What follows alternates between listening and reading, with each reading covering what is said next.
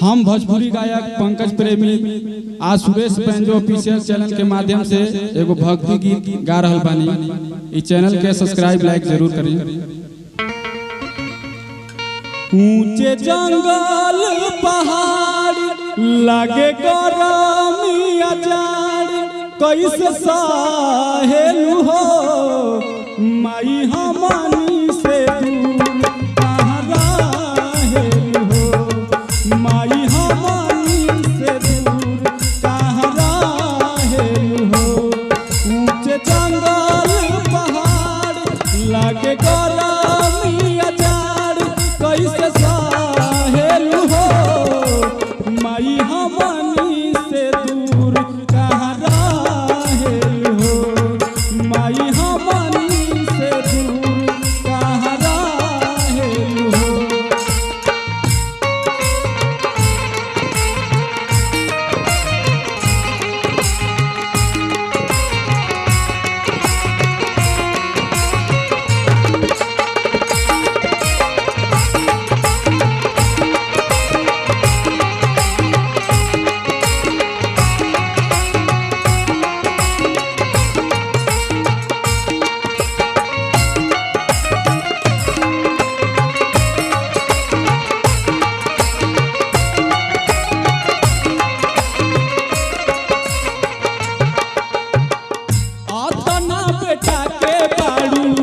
एगो महबरिया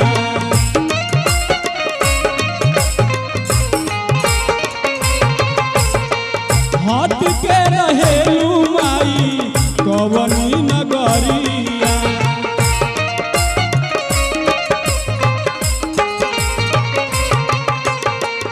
आतना बेटा के बाड़ू एगो महबरिया हाथ के रहेलू कवनी नगरिया।